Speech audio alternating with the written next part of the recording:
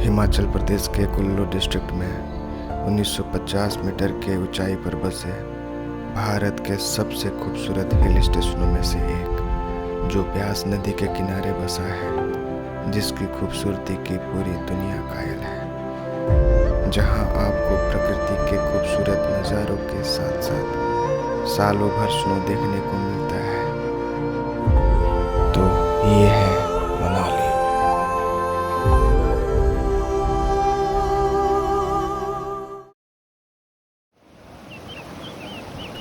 अपनी धुन में बह रहा ये ब्यास नदी, जहाँ से मेरे दिन की शुरुआत हुई। ये मनाली का एक बहुत ही खूबसूरत स्पॉट है। यहाँ बैठकर इन खूबसूरत नज़ारों के साथ साथ नदी की कल कल बहती जलधारा को निहारना मन को सुकून देने वाला था।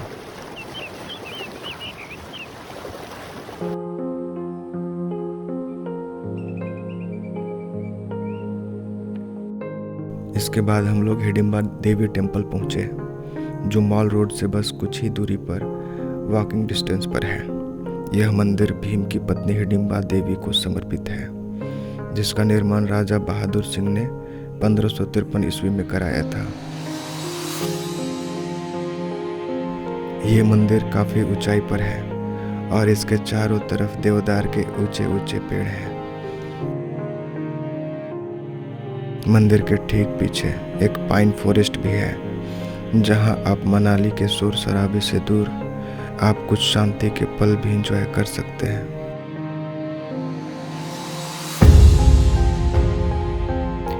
हिडिंबा मंदिर और पाइन फॉरेस्ट घूमने के बाद हम लोग मॉल रोड पहुंचे। यहाँ काफ़ी भीड़ थी और लोग शॉपिंग करने में व्यस्त थे। मॉल रोड पर ही मनाली की बौद्ध मोनेस्ट्री है, जिसकी सुंदरता और शांत वातावरण से आप इम्प्रेस्ड हो जाएंगे। यह मोनेस्ट्री सप्ताह के सभी दिन खुला रहता है। आप यहाँ सुबह 6 बजे से लेकर शाम के 7 बजे तक आ सकते हैं।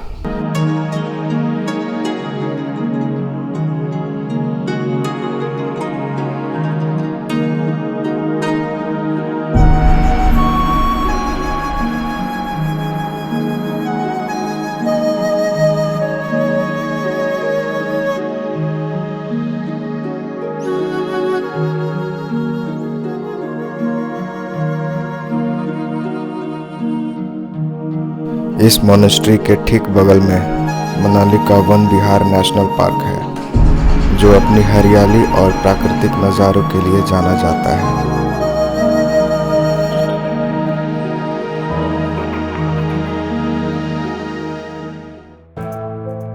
यहाँ एक छोटा सा तालाब भी है, जिसमें आप बोटिंग का भरपूर आनंद ले सकते हैं।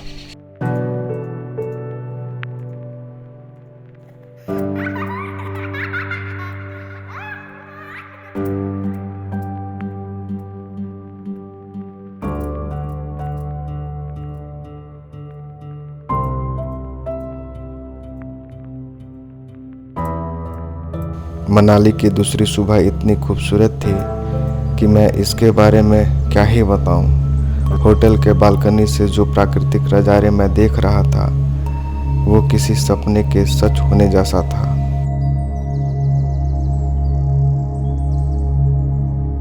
मनाली को सप्त ऋषियों का घर भी कहा जाता है और महर्षि मनु के नाम पर ही इस जगह का नाम मनाली पड़ा। मनाली की वादियाँ तो खूबसूरत हैं ही, पर यहाँ जितनी ग्रीनरी भी आपको कहीं और देखने को नहीं मिलेगी।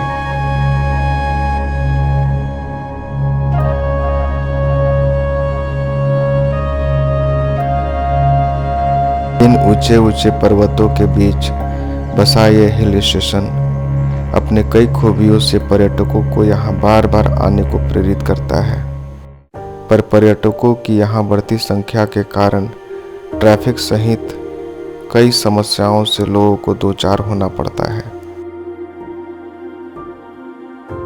ट्रैफिक में रुकते फंसते हम सोलांग वैली पहुंचे, जहां अभी स्नो तो नहीं था, पर चारों तरफ इतनी अच्छी हरियाली थी कि देखकर दिल खुश हो गया। सर्दियों में यहाँ बहुत स्नो होती है और लोग यहाँ स्नो एक्टिविटीज़ करने आते हैं।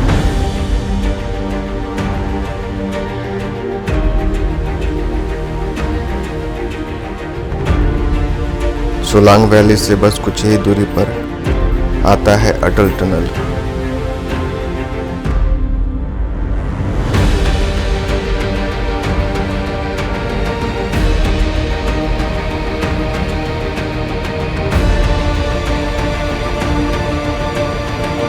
ये भी मनाली का एक खूबसूरत डेस्टिनेशन है और 10,000 फीट की ऊंचाई पर बना यह विश्व का सबसे बड़ा टनल है।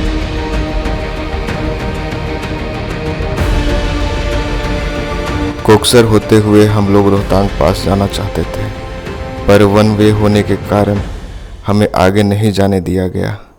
फिर हम लोगों को मनाली की तरफ वापस आना पड़ा और अब कोठी विलेज के रास्ते रोहतांग पास जाना था। रोड तो काफ़ी जर्जर स्थिति में थी, पर रास्ते में हमें खूबसूरत नज़ारों के साथ साथ कई सारे वाटरफॉल भी देखने को मिले।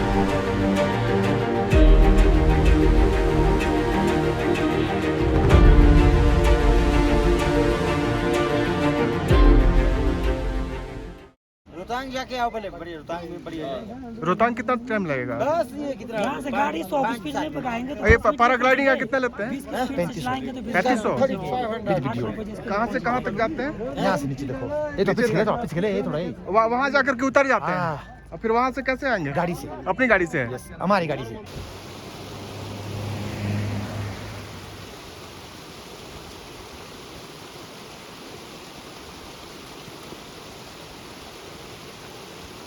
रोहतांग पास पहुंचकर आप इन खूबसूरत नज़ारों के साथ साथ माउंट बाइकिंग, स्काइंग, पैराग्लाइडिंग जैसे कई एक्टिविटीज़ कर सकते हैं।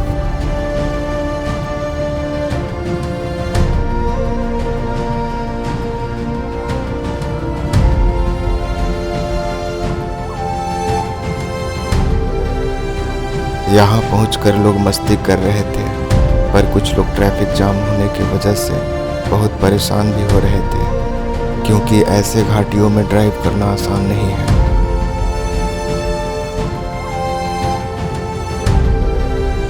ट्रैफिक खुलने के बाद जब हम आगे बढ़े तो हमारे दोनों तरफ सिर्फ स्नो ही स्नो था।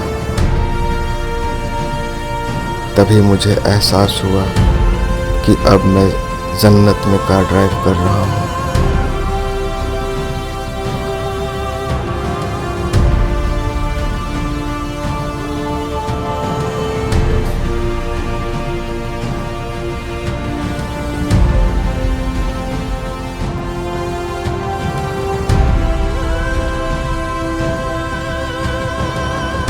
मैं इतने खूबसूरत नज़ारे पहली बार देख रहा था। शाम हो गई थी और ट्रैफिक जाम लगने का भी खतरा था, इसलिए हम लोग कहीं रुके नहीं। इस बात का मन में अफसोस लिए हम जन्नत से नीचे उतर रहे थे। जन्नत से कोकसर के बीच में भी हमें कई खूबसूरत वाटरफॉल्स देखने को मिले, पर जो मैंने आज रोहतांग आकर देखा था, लोग शायद इसी को धरती का स्वर्ग कहते हैं।